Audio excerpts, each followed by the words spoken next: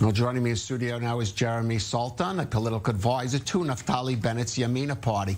And Jeremy, if I can take issue with the Prime Minister a little bit, politics is certainly in part a game, and is the game up for this government? The game is going to continue going, at least, for the next foreseeable future. I believe this will be the first year since 2018 that we do not see an election during the calendar year.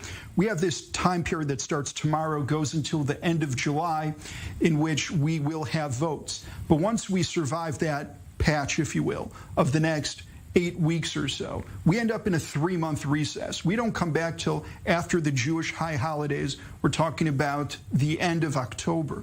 The main challenge we have in this particular session when it comes to the summer is to pass the budget, a one-year budget, in its first reading.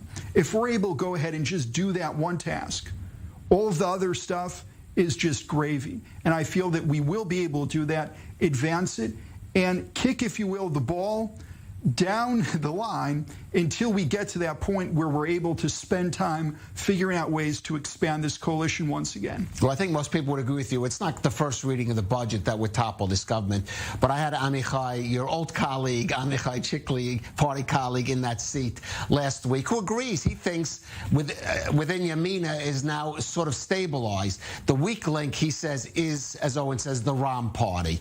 And of course, let's get to substance. The Temple Mount is an issue. We know that the Prime Minister is working on some kind of arrangement there. Ram is making its demands. How is this going to be resolved? I think it'll be resolved the same way a majority of issues have been resolved, and that's not in the TV studios, okay? That's behind that's behind closed doors. Look, Mansour Abbas wants to very badly bring a lot of reforms and achievements to his constituency. He's only passed one piece of legislation in final reading so far, and we're almost a year into the government. He has a lot of things in the pipeline. He's already paid the political price in terms of accepting a lot of things in order to advance his own legislation. This is an opportunity for him to take those pieces of legislation, bring them to fruition, and actually get them passed. For him to back down now would really be taking a huge investment and walking away before actually reaching the last hand. But as we've seen with your own party, Jeremy, sometimes a party leader does not have full control over his troops.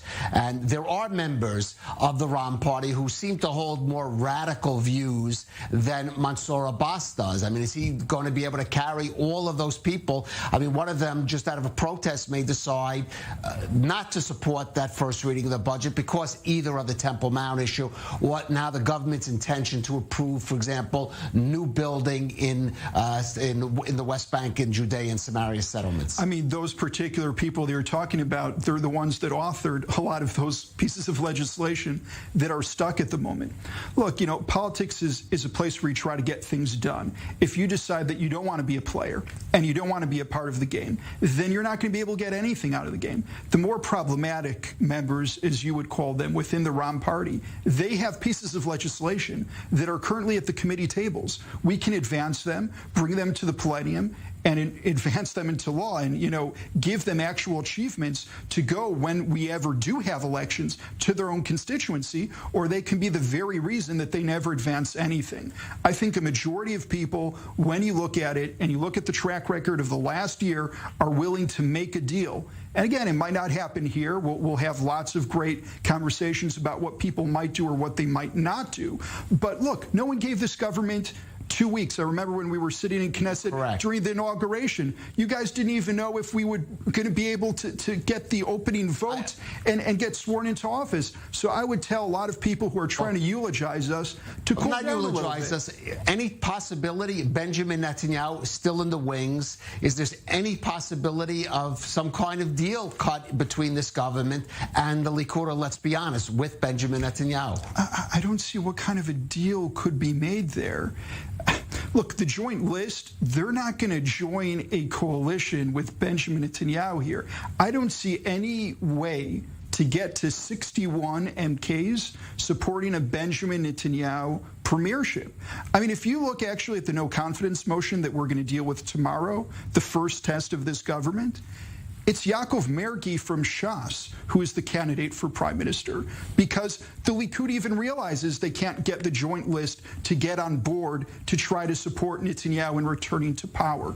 We can pretend, if you want, that Netanyahu has a path to go back, but Netanyahu's only path is to take us to another election. To do so when we have 72 right-wing MKs, this is the most right-wing Knesset of all time, will be something that will be remembered, I believe, for generations if he decides to put us in that direction. Of course, if Netanyahu decides to stop holding the entire country ransom and go home, then perhaps there is another government we can talk about. But don't hold your breath. He's not going to go.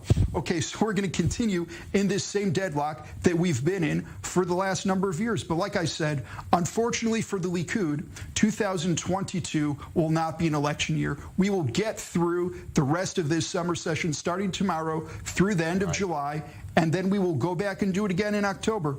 If it doesn't work at the end of October, then we'll talk about possible dates in 2023. But I think it's going to be the other way. It's a lot easier for us to get from 60 to 61 than where he is to get from 54 to 61. And new elections is something that I just don't see happening. It's just not in the cards, and there are not enough people looking for that. But it does sound as if, though, new elections in the next year, you see it when we'll be looking at a change. Naftali Bennett handing over the government, supposedly Yair Lapid. We see that as a possibility.